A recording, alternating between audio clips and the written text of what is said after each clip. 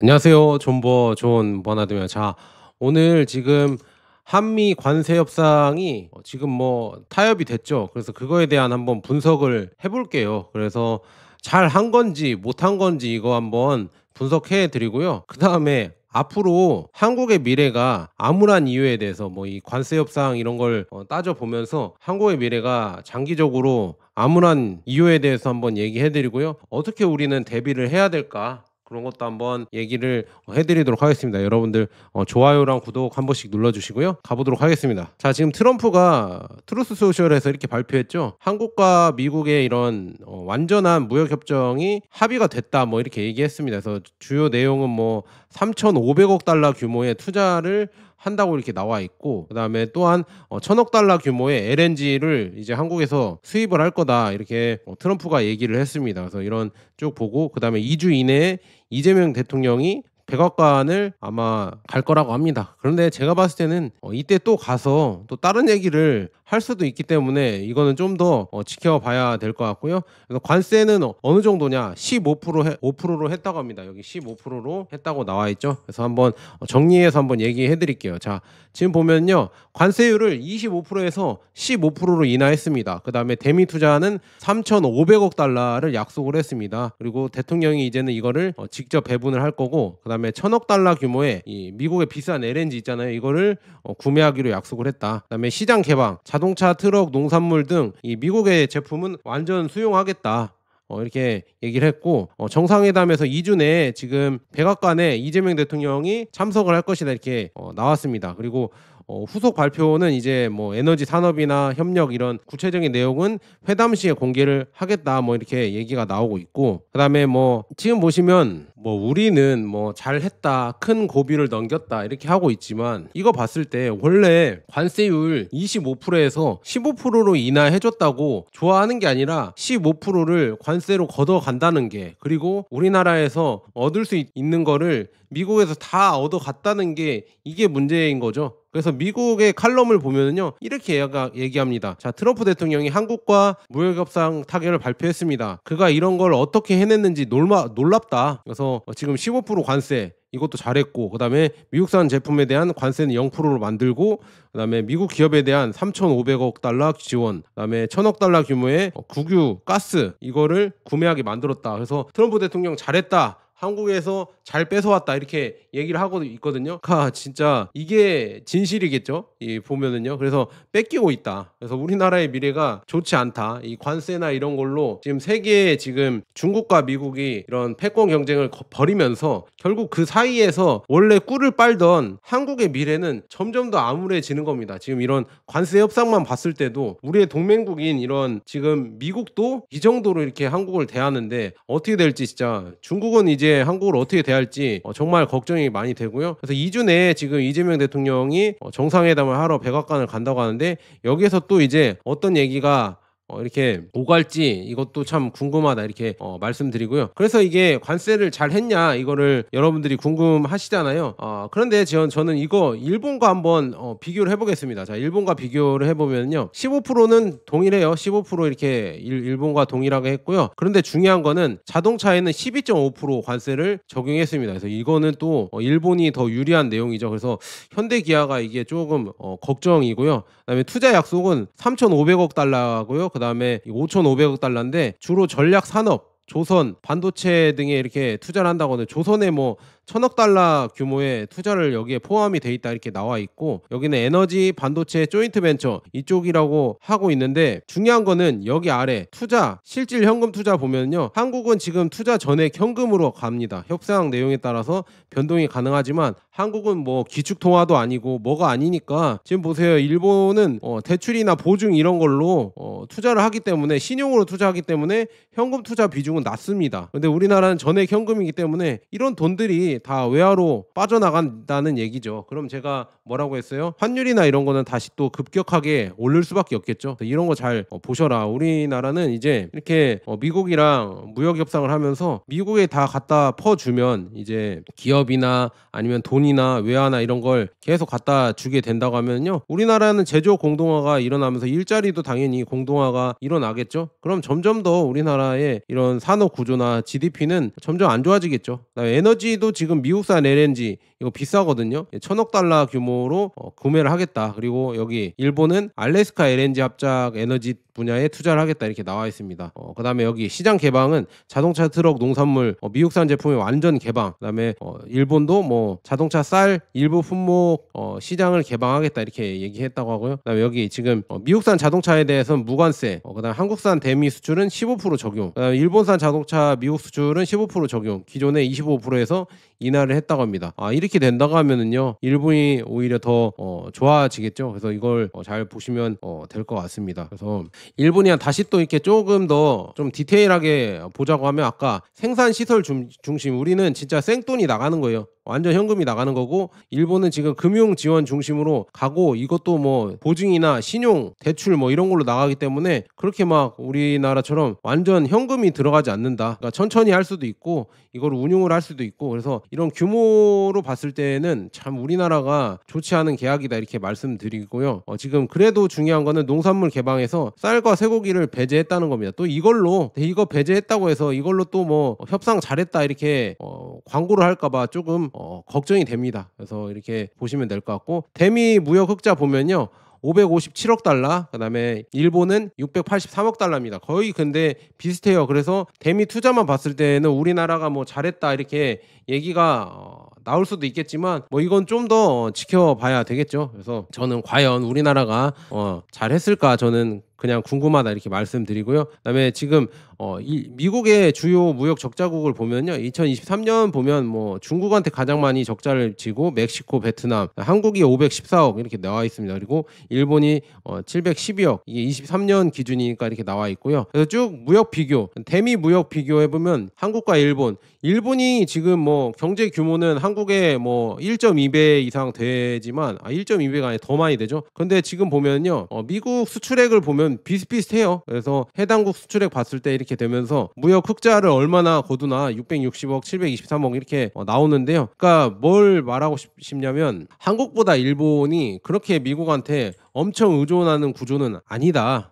일본은 자체적으로 내수 저는 뭐 일본이 수출을 많이 하고 도요타나 이런 게 잘 나가서 수출 위주의 경제 정책인 줄 알았는데 잃어버린 뭐 30년을 겪고 그래서 그런지 지금 뭐 내수 비중이 거의 70% 80%가 된다고 합니다. 수출 비중은 20%인데요. 우리나라는 거기에 반대죠. 그래서 이게 참 우리나라의 걱정이에요. 미국한테 더 그다음에 중국한테 더 이런 수출로 더 휘둘릴 수가 있는 나라는 한국입니다. 그래서 참 이게 걱정이 많이 되고요. 그다음에 뭐 잃어버린 30년 일본이 그러잖아요. 근데 우리나라는 앞으로 진짜 일본보다 더 심한 잃어버린 30년이 올 수밖에 없을 것 같습니다. 왜냐 내수도 이렇게 탄탄하지 않고 외수에만 이렇게 수출에만 목매어 있는 국가이기 때문에 중국과 한국이 지금 이렇게 수출하는 거랑 한국과 미국이 수출하는 이런 가운데서 이런 지렛대 역할을 하면서 많은 이득을 챙겼는데 그걸 이제는 미국과 중국이 이제 싸운다고 하니까 둘 중에 하나를 선택해야 된다고 하면 꿀 빨던 시절은 이제 거의 지나가지 않았을까. 이득을 보던 시절은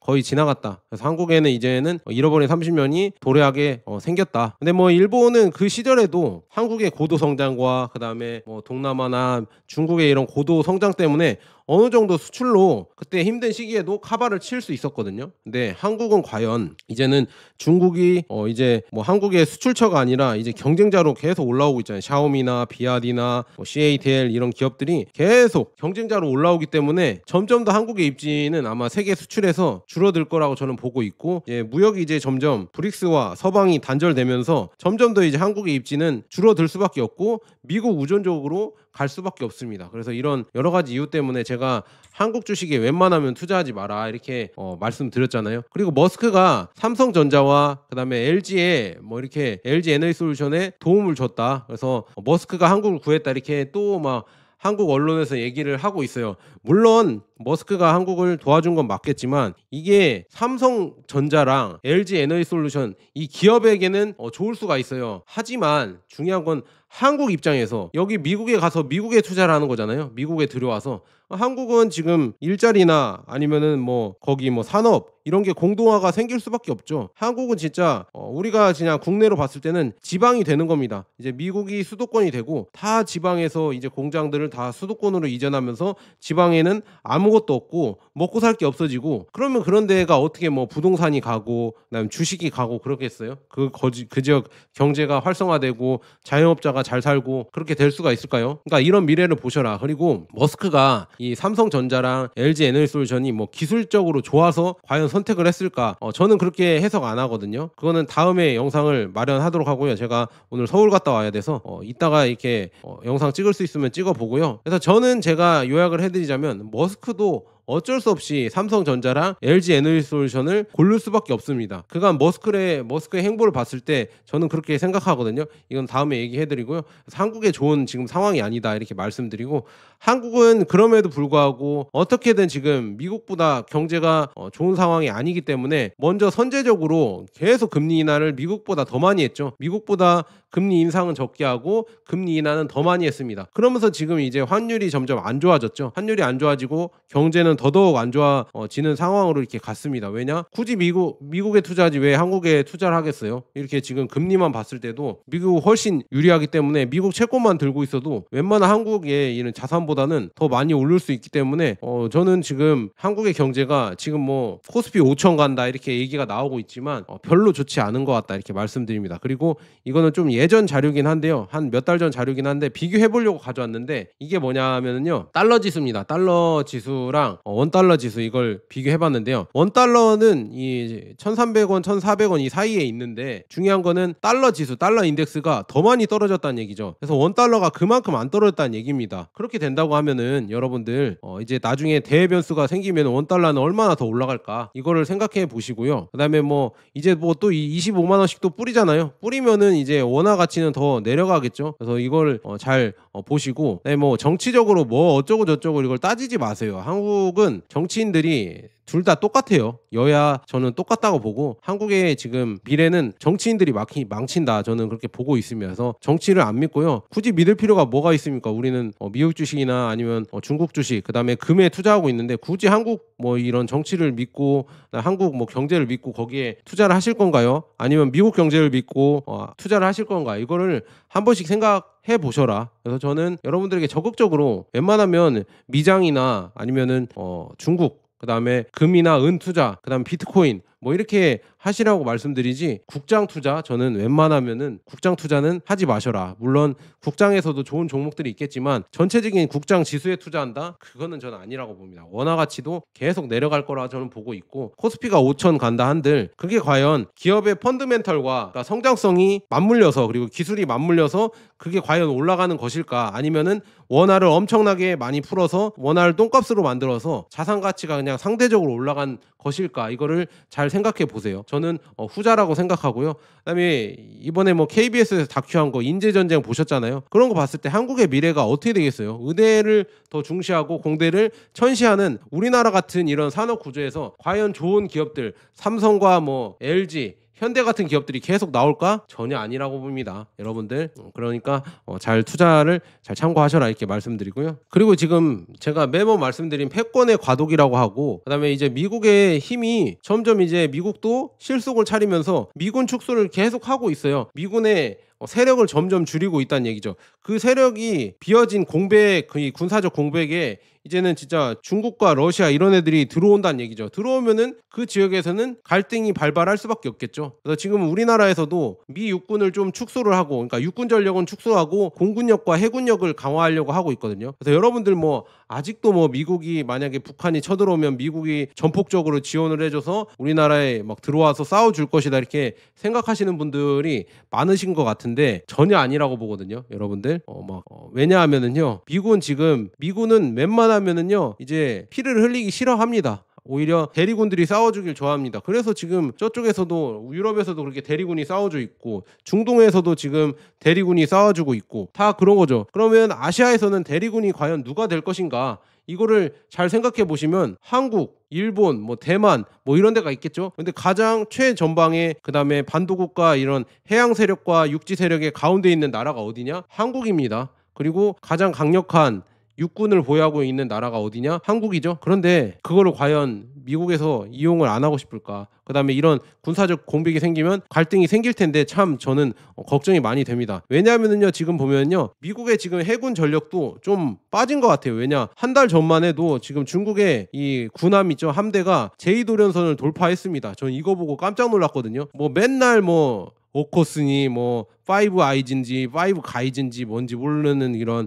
군사 협력으로 뭐 이런 중국을 못 나오게 막는다. 그래서 오키나와나 제1도련선에서 막고 그다음에 제2도련선 뭐 일본 사이판 괌 인도네시아 이쪽으로 막는다 이렇게 얘기를 하고 있는데 그냥 일본의 함대가 이렇게 나와서 뭐 이렇게 나왔다고 했나 이렇게 나와서 괌을 돌아서 이렇게 훈련을 하고 왔다고 합니다. 그러니까 제1도련선 제2도련선 이게 의미가 없어요. 이걸 막아줄 사람도 없어요. 일본 이제 중국 함대가 이렇게 나온다고 하면요 막아줄 이거 사람도 없고요. 이쪽 남중국해에 이렇게 내려와서 이쪽으로 내려온 다음에 호주까지 와서 군사훈련하고 가서 호주가 발칵 뒤집힌 적 있죠. 호주도 지금 외교를 하는 거 보면 중국과는 이제 친하게 지내겠다 이렇게 나오고 있고 그것 때문에 지금 미국에서는 야 네가 대만 유사시에 호주 너 어떻게 할 거야 빨리 노선을 정해 도와줄 거야 말 거야 막 이거를 강력하게 물어봤다고 하는데 우리나라한테도 아마 무역 협상을 할 때 이면적으로 그러니까 나오지 않는 비밀 내용으로는 아마 대만 유사시에 참전하는 이런 옵션 조항도 있지 않을까 저는 그렇게 조금 걱정이 많이 됩니다. 그래서 이제 지금 중국의 힘이 커지면서 이렇게 나오고 있는데 거기에 따른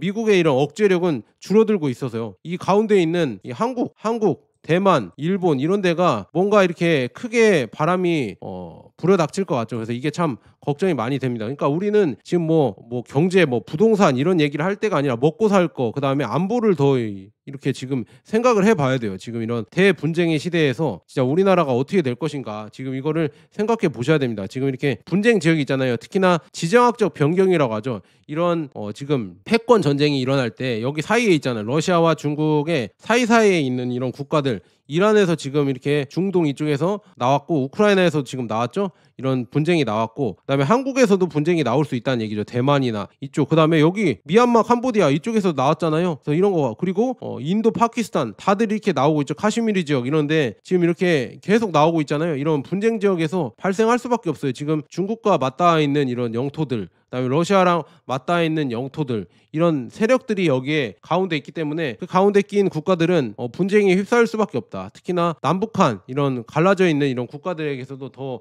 큰 분쟁이 일어날 수도 있겠죠. 그 다음에 또 저는 두려운 게 지금 북한군이 요즘 진짜 강력해지고 있거든요. 러시아 파병 이후 러시아에서 지금 보면 군사 그 다음에 기술 경제 교류까지 하면서 엄청나게 발전 중입니다. 그래서 군대도 이제는 현대화 시키고 있고 더 중요한 거는 이 기술을 받는다는 얘기죠. 러시아의 이 미사일 기술이나 이런 전자전 기술, 이 군사 기술이 솔직히 뛰어나잖아요. 그래서 그런 기술을 이제 북한이 미사일 기술이나 이런 걸 갖춘다고 하면 그다음에 중국의 드론이나 이런 기술력까지 갖춘다고 하면요. 우리나라랑 과연 전쟁을 했을 때 참 걱정이 많이 됩니다. 우리나라가 많은 피해를 볼 것 같아서 그래서 북한 군이 이렇게 강해지고 있다는 거는 진짜 우리나라도 뭔가 크게 대비를 해야 될 것 같다. 그리고 요즘 보면은 유럽 돌아가는 정세를 보면은요. 지금 덴마크나 노르웨이 이쪽이죠. 이쪽은 여군까지도 징집한다고 했죠. 그다음에 독일도 이제는 징병을 해야겠다. 그다음에 군사를 늘려야겠다 이런 얘기가 나오는 이유가 다 이런 이 패권의 과도기 때문에 분쟁이 계속 발생하기 때문에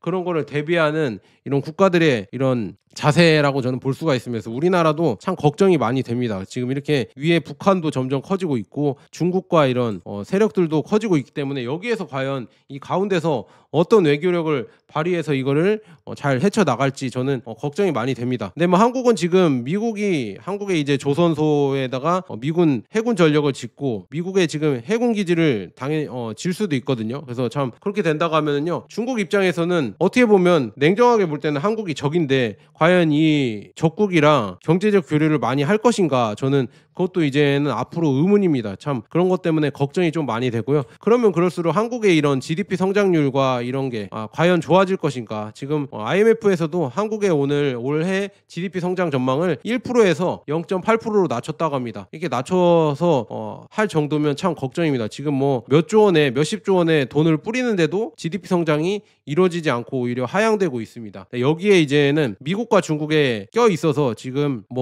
안미 경중이라고 해서 그렇게 레버리지도 한국이 엄청난 이런 무역 흑자를 거두고 잘 살 수 있었는데 이제 앞으로는 이제 미국과 중국의 눈치를 봐야 되기 때문에 중국이랑도 이제는 중국이 많이 성장을 해서 샤오미나 하웨이나 비아디, CATL 이런 기업들이 성장하면서 이제는 경쟁자예요. 경쟁자가 되고 그다음에 한국에 이렇게 의존했던 그리고 한국도 중국에 많이 의존했죠. 근데 한국에 의존했던 이런 부품들이나 산업들도 이제 자국산으로 다 만들어내면서 한국의 의존도가 많이 줄어들 겁니다. 그런데 지금 한국은 중국의 의존도를 줄이지 못하고 있죠. 뭐 요소수만 없으면 뭐 한국은 뭐 돌아가지도 않는다고 이렇게 나올 정도니까요. 참 앞으로 미래가 점점 걱정이 됩니다. 이 중국에서도 이제 우리가 큰 이득을 누렸던 게 많이 줄어들 것 같고 지금 이런 국제 정세가 돌아가고 있는데도 아직도 뭐 반중이니 그다음에 중국이 망한다는 이런 얘기로 유튜브를 휘젓고 있는 뭐 지식 채널이나 아니면은 뭐 경제 채널들을 보면서 참 저 사람들 뭐 박사고 교수고 하는데 참 한심하다 그런 생각이 듭니다. 지금 이 시기에서는 어떻게든 여러 나라들이랑 잘 살려고 잘 지내려고 해도 모자랄 판에 뭐 중국은 망해야 된다, 중국이 뭐 갈라져야 된다 이런 얘기가 나오니까 야 진짜 저런